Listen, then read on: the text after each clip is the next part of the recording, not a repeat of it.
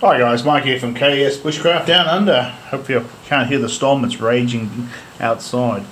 So, stuck inside, I thought I'd knock you out a review on the Fällkniven DC4. Okay, so it's a dual-sided sharpening stone. They call it a whetstone, though it's supposed to be used dry.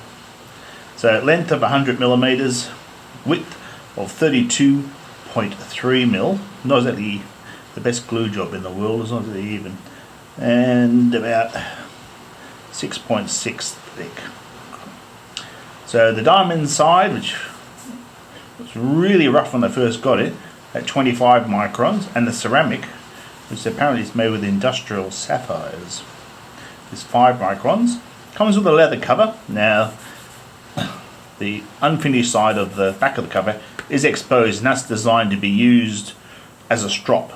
If you put some green stropping compound, you can fine hone your blade. Okay, so it's supposed to be used dry and clean up with warm soapy water.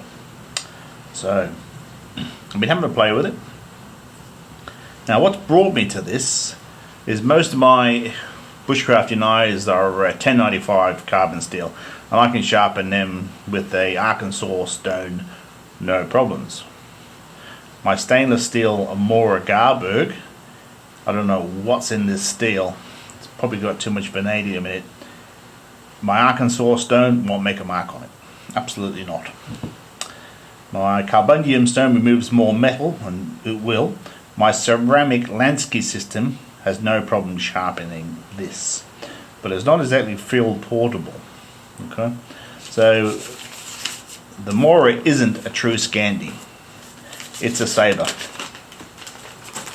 So that's it there. So that's their factory angles. So the secondary bevel here, which makes this a lot more durable. Yeah, is that a full Scandi, the chances of rolling the edge are a lot higher.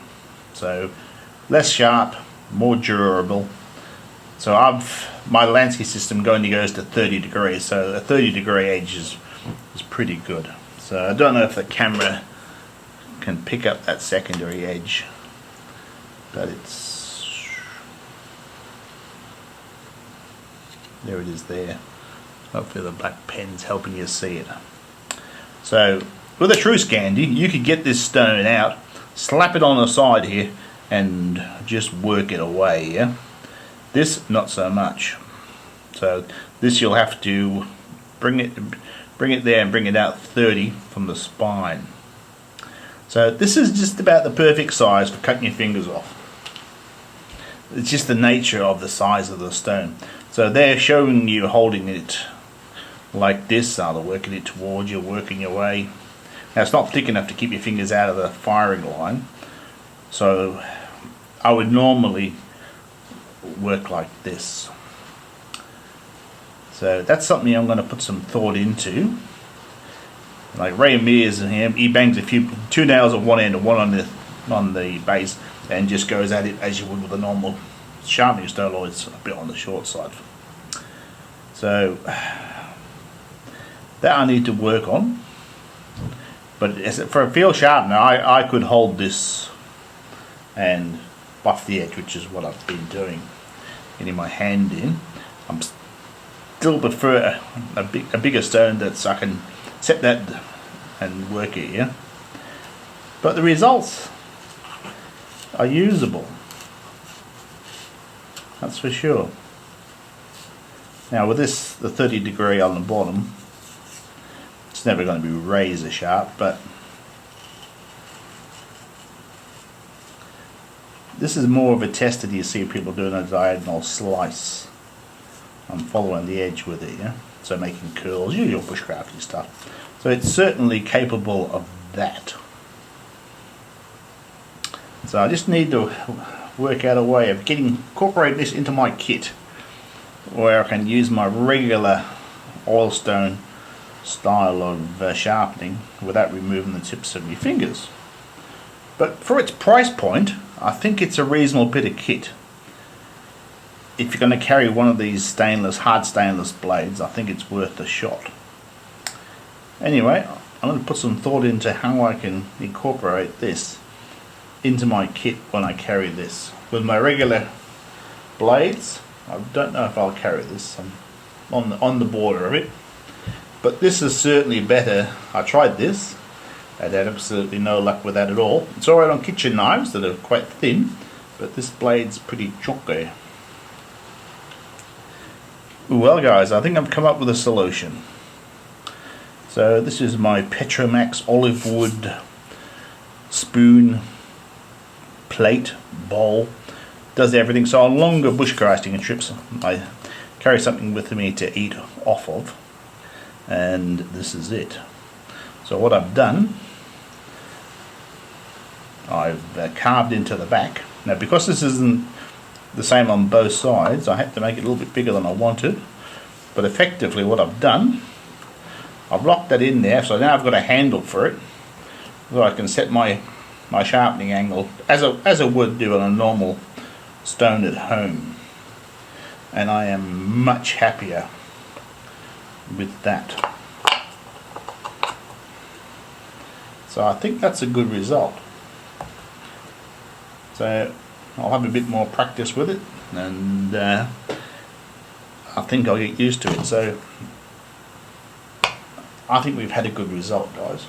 Anyway, this type of content helps you out, helps you in your bushcrafting and outdoorsy stuff. Don't forget to like and subscribe, because it helps me out greatly, and I'll catch you next time. Okay guys, I'll have a bit of practice. So I've got a 1993 Victorinox Soldier. It's had a really hard life, before I got it. So 2-layer knife, so I've got to remember the thickness of this.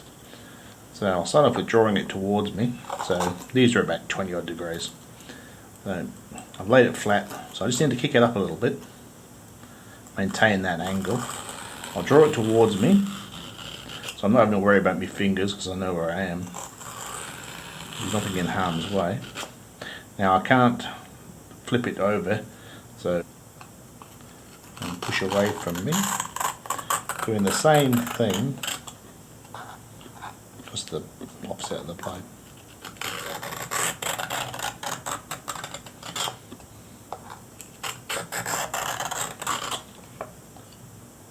Certainly removes a reasonable amount of metals. That's just the diamond side.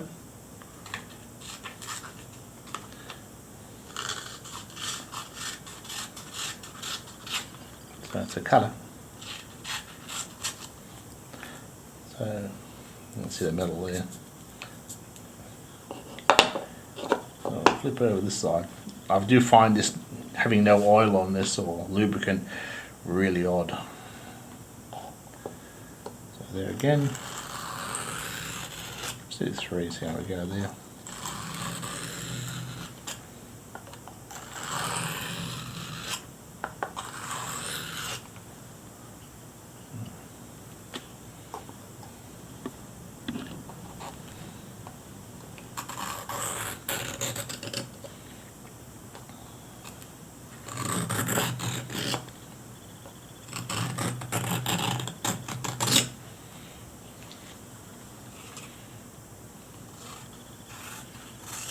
Yeah, it's a better cut.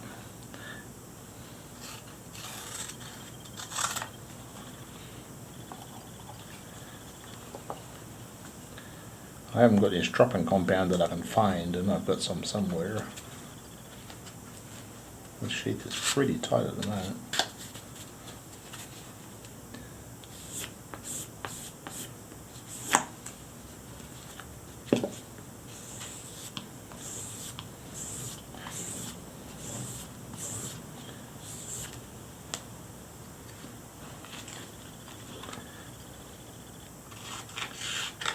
Yeah, it's even nicer.